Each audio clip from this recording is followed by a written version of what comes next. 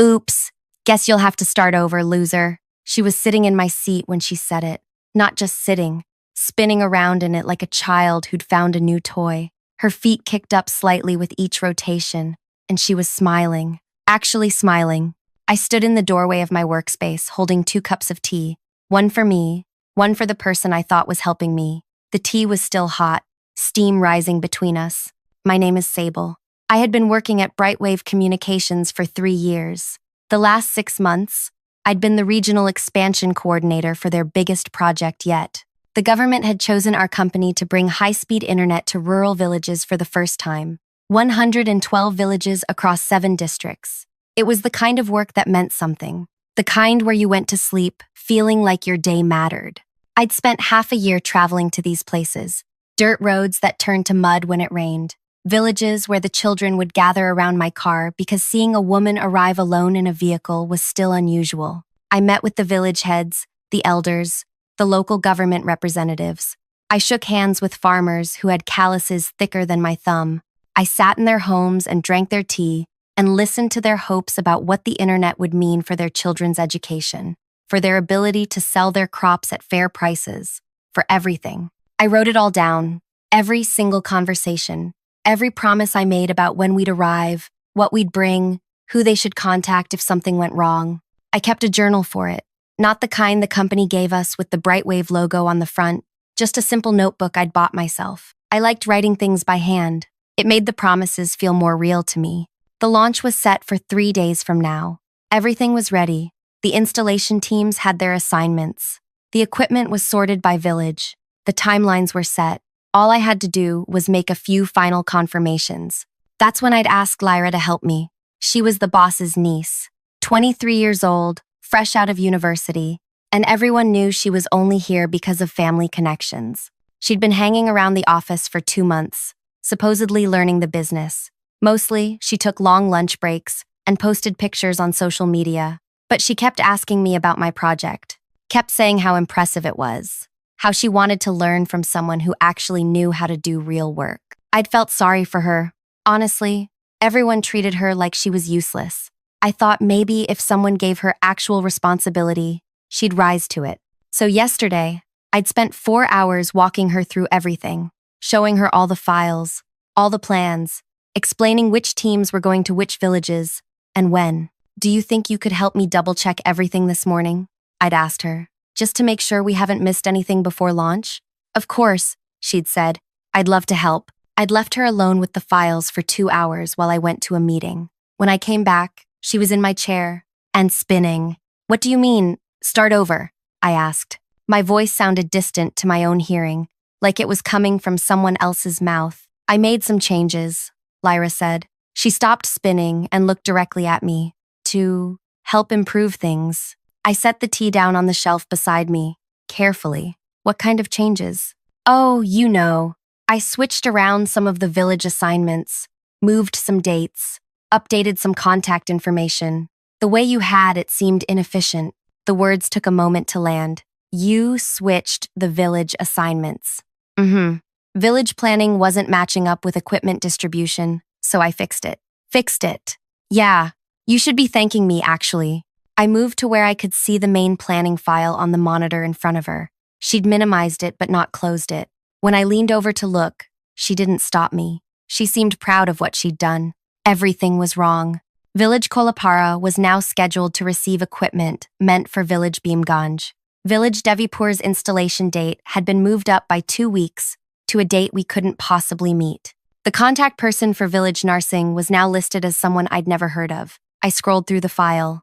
Every village, every single one, changed. Lyra, I said. I was still trying to stay reasonable, still trying to believe this was somehow a misunderstanding. These villages have been planned for 6 months. The elders are expecting us on specific dates. The equipment is already sorted and loaded for specific locations. You can't just change everything 3 days before launch. Why not? She tilted her head. Isn't the point of working here to make improvements? This isn't an improvement. This is... I stopped, took a breath. Did you save over the original file? Well, yeah. That's how improvements work. You replace the old version with the better one. Where's the backup? Backup? She blinked at me. Then she laughed. Actually laughed. Oh, was I supposed to keep a backup? Oops. That word. Oops. Like she'd spilled water. Like this was nothing. I need you to undo this, I said. Right now. Whatever you remember about what the file looked like before, we need to try to fix it. I don't really remember what it looked like before, Lyra said. She stood up from my chair and stretched. Besides, I like my version better. It makes more sense. It makes no sense. You've never been to these villages. You don't know the people there, or what they're expecting, or maybe that's your problem, she interrupted. You got too personally involved. This is a business project, not a friendship tour. I felt something shift in my chest, a realization settling in that I didn't want to accept. You did this on purpose, I said quietly. Her smile changed, became something uglier. Oops, guess you'll have to start over, loser. The word loser hung between us. She picked up her bag from the floor, slung it over her shoulder, and walked past me. Good luck fixing it, she said over her shoulder. You've got 3 days.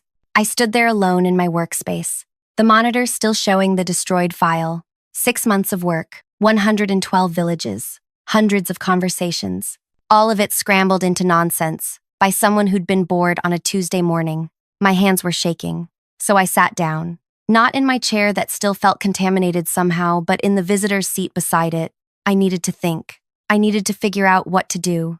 The first thing I did was go to the boss. His name was Rakesh, and he was Lyra's uncle, her mother's brother. He'd been running the regional branch of Brightwave Communications for 8 years.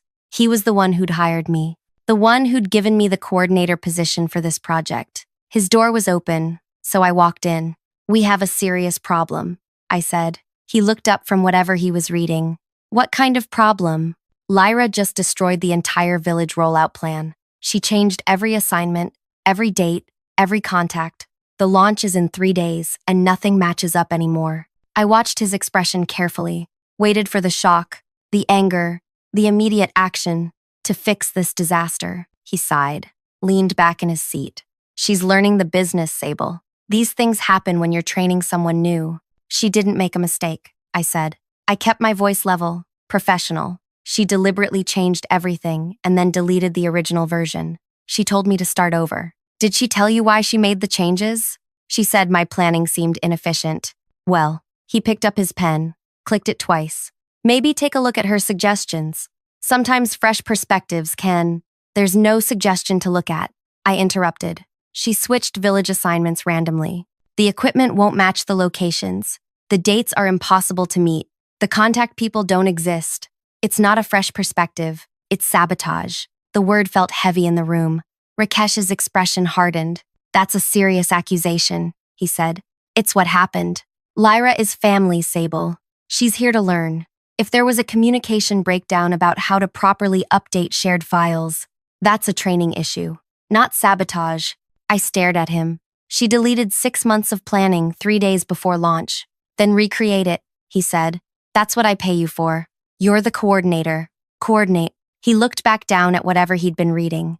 The conversation was over. I walked back to my workspace and sat down. Really sat down this time. In my own chair. The monitor still showed Lyra's version of the file. The broken one. The one that would cause our installation teams to show up at wrong villages with wrong equipment on wrong dates. The one that would make me look incompetent or careless or both. The one that would break promises I'd made to 112 villages that had trusted me. I sat there for a long time, maybe 20 minutes, just breathing, just thinking. Then I reached into my bag and pulled out my journal. Thank you so much for listening to my story so far. I really appreciate you being here. Before I continue further, I want to know where you're listening from. Drop your city or country in the comments. I love hearing from all of you. Now, back to what happened next. The journal was simple. Brown cover, pages filled with my handwriting. 6 months of notes. Not the official company version with proper formatting and approved templates. Just my words, my promises, my record of every single conversation I'd had with every single village. I opened it to the first page. Village Kolapara, meeting date, names of the elders I'd spoken with, what they'd told me about their community, the installation date I'd promised them, the specific equipment they needed, the local representative who would help coordinate on their end. All of it. Still there. still real. The company file was destroyed, but the actual relationships, the actual promises, the actual plan that was all still in my hands. I'd written it down because these people had trusted me personally, because I wanted to honor that trust, not because I thought someone would sabotage me, just because it felt right. I looked at the destroyed file on the monitor one more time, then I closed it. I didn't try to fix it, didn't try to recreate it, didn't stay late that night trying to salvage what Lyra had broken. I just went home. In my apartment that night, I made tea and sat at my small dining area with the journal open in front of me. The pages were worn at the edges from being carried in my bag for 6 months. Some had water stains from rain. Others had dust from village roads that never quite brushed off completely. I picked up my personal mobile and looked at the first number I'd written down. Village Kolapara. The elder's name was Bhuvan. He'd served me lunch in his home when I visited. His granddaughter had wanted to know if the internet would let her watch university lectures. I'd promised her it would. I dialed his number. It rang 4 times before he answered. Hello, Bhuvan uncle. This is Sable, from Brightwave Communications. We met 4 months ago about the internet installation. Sable, yes. We are preparing for your arrival. 3 days, correct? I closed my eyes for a moment. That's why I'm calling. There has been some confusion at the company about dates and locations, but I made you a personal promise, and I intend to keep it. Can your village still be ready on the date we originally discussed? The one I told you when we met? There was a pause. The company is changing the date? The company has some confusion in their files right now, but I'm calling you directly because my promise to you was personal, not company to village, person to person. Can you be ready? We will be ready, he said. We trust you. End quote. Those 3 words. We trust you. Thank you, I said. I'll make sure everything happens exactly as I promised. I hung up and immediately dialed the next number. Village Bhimganj, then Village Devipur, then Village Narsing. Each conversation was similar. I explained there was confusion at the company. I reminded them of the original date I'd promised them personally. I asked if they could still be ready. Every single one of them said yes. Every single one of them said they trusted me. I didn't tell them I was doing this from my apartment. Didn't tell them I was using my own money for the mobile bills. Didn't tell them that the company's files now showed completely different information. I just kept my promises. 47 calls over the next 2 days. Some villages I couldn't reach because mobile signals in remote areas are unreliable. For those, I sent messages with backup numbers. I asked village leaders to confirm with neighboring villages. I built a web of personal confirmations that had nothing to do with the company's destroyed files. At work, Lyra kept watching me. She'd walk past my workspace and glance at my monitor, clearly trying to see if I was panicking, if I was desperately trying to recreate the files she'd destroyed. I wasn't touching the files at all. I did my other regular tasks, answered messages from team leaders about equipment shipments, confirmed vehicle bookings, acted like everything was proceeding normally. On the second day, she stopped beside my workspace. How's the fixing going? I didn't make you one. It's handled, I said without looking at her. Really? Because I noticed you haven't updated any of the planning files. I said it's handled. She laughed. That same laugh from before. You're going to fail so badly. I can't wait to watch. I turned to look at her directly. Is that what you want? For the project to fail? I want to watch you fail, she corrected. The project doesn't matter to me, but seeing you scramble and panic and eventually get blamed for everything, that's going to be entertaining. Why? I asked. Simple question. What did I do to you? You exist, she said. You walk around here like you're important because you got assigned some big project. Everyone talks about Sable and her village work. Sable who cares so much. Sable who's so dedicated. It's annoying. You needed to be reminded that you're nobody special. She walked away before I could respond. Not that I had a response. You can't argue with someone who hates you for existing. The morning of launch day arrived. The installation teams left headquarters early, loaded with equipment, following the routes and schedules from the company files. The files Lyra had changed. I didn't go with any of the teams. Normally, the coordinator would travel with at least one group to oversee the initial installations, but I stayed at headquarters. I said I needed to monitor all the teams from a central location. Really, I just needed to be there when everything fell apart. The first call came around noon. Rajan, One of the team leaders. His voice was confused when I answered. Sable, we're at Village Kolapara, but there's nobody here waiting for us. The equipment we brought doesn't match what they were told to expect. They're saying they weren't scheduled for today. What date were they expecting? I asked. 3 days from now. And different equipment. They're very confused about why we're here. Understood. Let me check the files and get back to you. Similar calls came throughout the afternoon. Teams arriving at villages that weren't expecting them. Equipment that didn't match what had been promised. Dates that were wrong. Contact people who didn't exist or had never heard of the project. Every installation failed. Not a single one succeeded. By evening, Rakesh was furious. He called everyone into the main meeting area. All the team leaders who'd returned. All the coordinators. And me. Someone explained to me, he said, his voice tight with anger, how every single installation today was a complete disaster. The team leaders looked at each other. Finally, Rajan spoke up. The information we were given was wrong. Villages weren't expecting us. Equipment didn't match. Dates were incorrect. Everything was confused. Rakesh turned to me. You prepared these plans. I prepared the original plans 6 months ago, I said. Those plans were changed 3 days ago. By who? I didn't say anything, just looked at Lyra. Everyone turned to look at her. She was standing near the back, and for the first time since this started, she looked nervous. I made some improvements, she said, to make the plans more efficient. Efficient, Rakesh repeated slowly. You changed village assignments, equipment distributions, installation dates, and contact information 3 days before launch to make things more efficient. Yes, without consulting the coordinator, without understanding the 6 months of relationship building that went into those plans, without knowing anything about these villages or what they'd been promised. Lyra's face was getting red. She should have been able to adapt. A good coordinator should be flexible. A good coordinator, Rakesh said, and his voice was shaking now, doesn't have to adapt to sabotage from idiots who don't understand what they're touching. I'd never heard him yell at her before. Never heard him treat her as anything other than precious family. Lyra's mouth opened, closed. She looked at me with pure hatred. Then she walked out. Rakesh ran his hand over his face, looked at me. Can you fix this? Fix what? I asked. The relationships with the villages? Those are fine. The company files? Those are destroyed. The launch schedule? We've already failed. The government deadline is tomorrow, he said. If we don't complete the installations by tomorrow evening, we lose the contract. I know. So what do we do? I almost told him. Almost explained that I'd personally confirmed all the original dates with the villages, that they were ready and waiting, that if he sent the teams to the correct locations with the correct equipment following my original plans, everything could still work. Almost. Instead, I said, I don't know what to tell you. The plans I spent 6 months creating were destroyed. The village's trust has been damaged by teams showing up at the wrong times with the wrong equipment.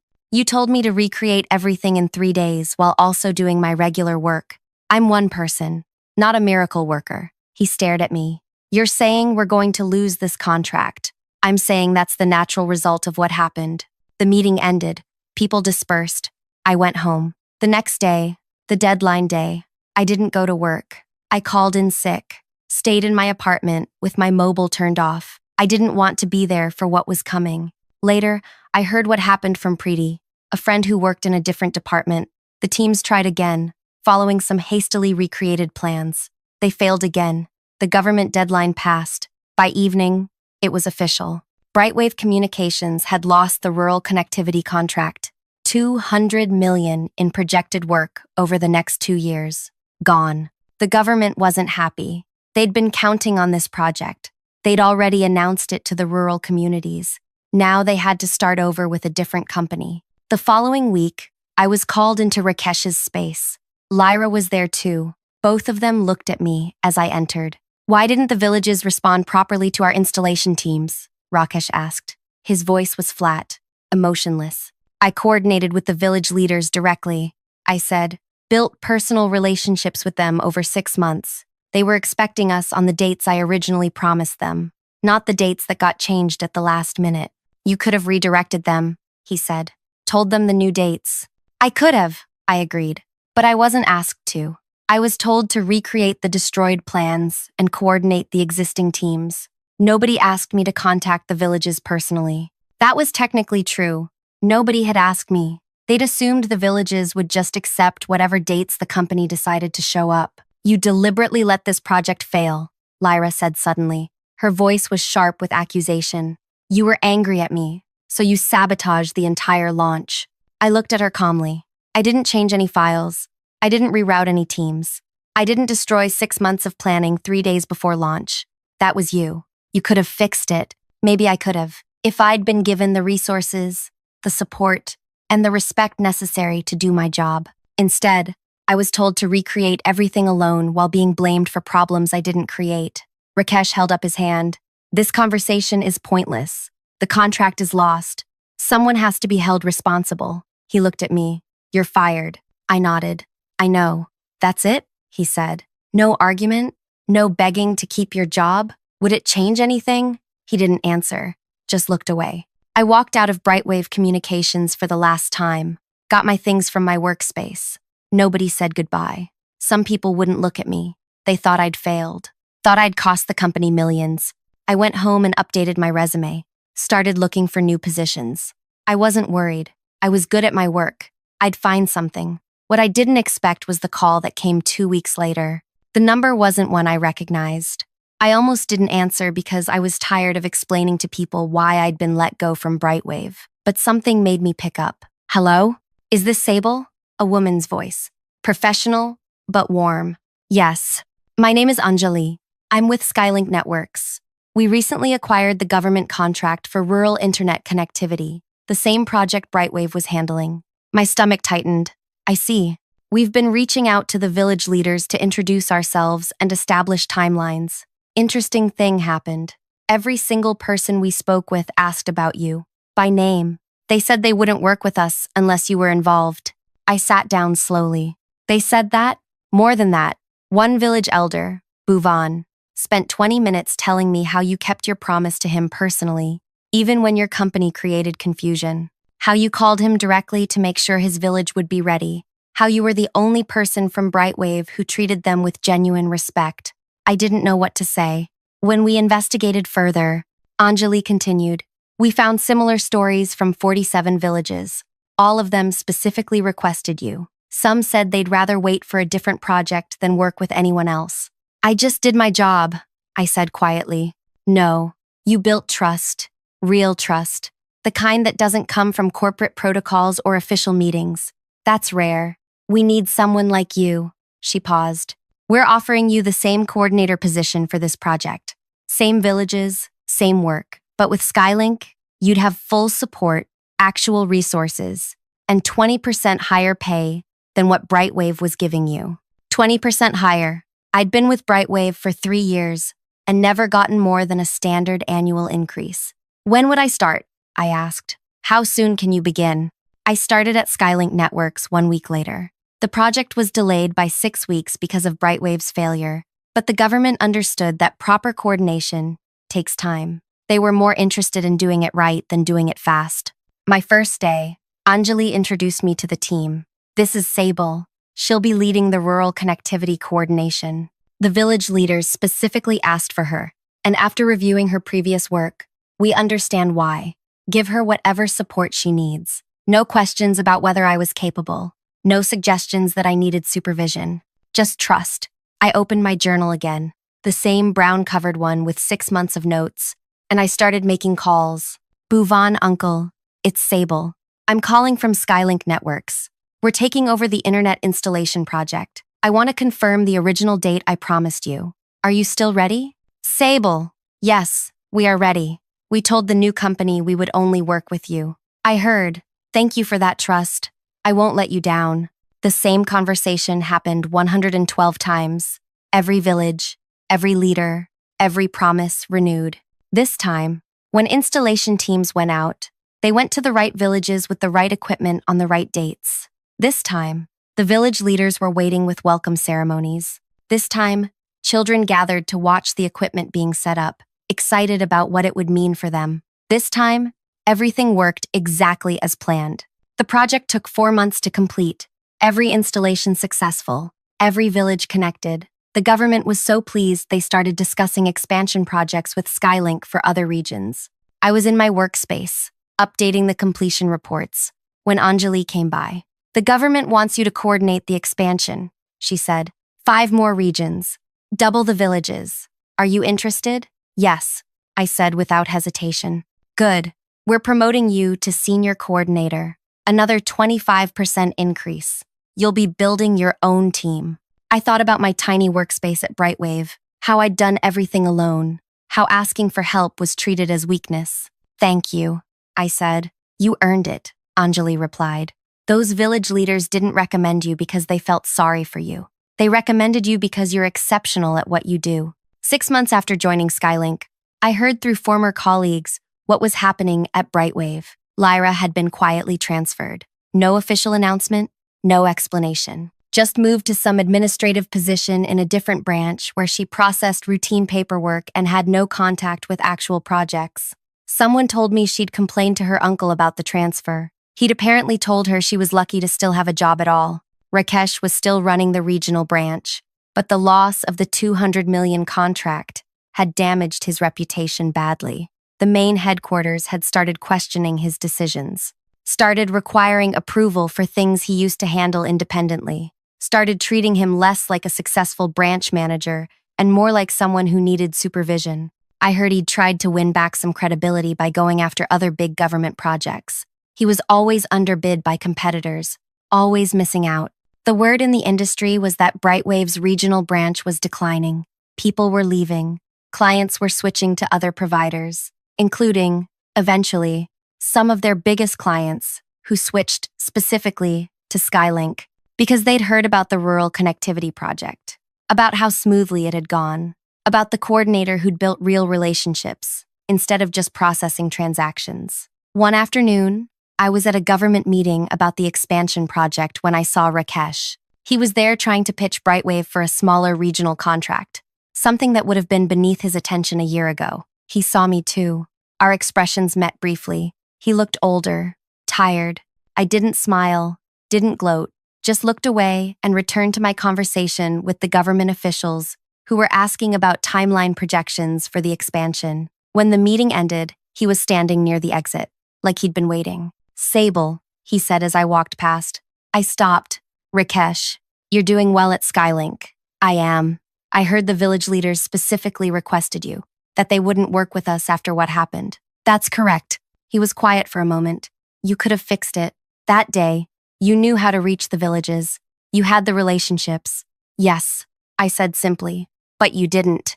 No, I didn't. Because you were angry. I shook my head. Because I was done. There's a difference. Anger fades. Being done is permanent.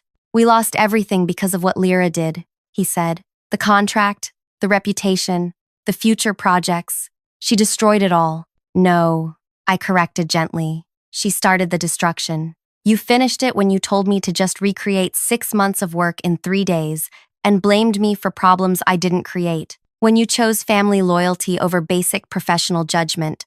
When you made it clear that my work didn't matter, as long as she was comfortable. His jaw tightened. You cost us 200 million in business. I kept the promises I made to people who trusted me. That's all I did. The fact that those promises no longer aligned with your company's interests isn't my responsibility. It's yours. I walked past him, didn't look back. That was 8 months ago now. I'm still at Skylink Networks, still coordinating rural connectivity projects. The expansion is going beautifully. My team has grown to 7 people, all of whom actually want to be here and do good work. Last month, I went back to Village Kulapara to check on their internet connectivity, make sure everything was still functioning properly. Bhuvan uncle insisted I stay for lunch again. His granddaughter, the one who'd wanted to watch university lectures, showed me her progress. She'd been accepted into an engineering program. Online classes supplemented with local tutoring. Because of you, Bhuvan said. Because you kept your promise. Because you trusted me, I replied. That evening, driving back to headquarters, I thought about Lyra spinning in my chair, about her smile when she'd called me a loser, about how certain she'd been that destroying my work would destroy me. She'd been wrong about what mattered, wrong about what could actually be destroyed. Files can be deleted. Plans can be changed, jobs can be lost, but promises kept, relationships built on genuine respect, trust earned through consistent action, those things live in people, not in systems. You can't sabotage them by changing files. You can't destroy them by manipulating company politics. Lyra had wanted to watch me fail. Instead, she'd watched me walk away from a place that didn't value my work into one that did. She'd wanted to prove I was nobody special. Instead, she'd created the circumstances that proved exactly how valuable I was. Sometimes, the best outcome isn't defeating someone. It's outgrowing the space where they tried to diminish you. It's building something better while they're still tangled in the mess they created. I don't know what Lyra's doing now. Don't particularly care. I heard she eventually left Brightwave entirely, moved to a different city. Maybe she learned something. Maybe she didn't. Rakesh is still running that branch, still watching his numbers decline, still trying to rebuild a reputation that gets harder to salvage every quarter. And me? I'm coordinating the connection of 237 villages to the internet, keeping promises, building trust, doing work that matters. That's not triumph. That's just life continuing past the moment someone tried to break it. The tea had gone cold that morning when Lyra spun in my chair. I'd set it down and never picked it back up, left it there, on the shelf. I wonder if it's still there. Probably not. Someone would have thrown it away eventually, cleaned up the space for the next person. But the journal I'd kept, the one with all the promises written by hand, that's still with me. Still has those same water-stained pages and dust that won't brush off. I keep it in my workspace at Skylink, not because I need it for reference anymore, because it reminds me what actually matters. Not the systems, not the files, not the corporate structures or family connections or political games. The people, the promises, the trust, everything else is just noise. Thank you so much for listening to my story all the way to the end. It means everything to me that you stayed through all of this. If this story moved something in you, if it made you feel anything at all, please hit that like button. Share your thoughts in the comments. Tell me about times you've had to choose between what's easy and what's right. And subscribe if you want to hear more stories like this, because I have plenty more to share. Thank you again, really, for listening.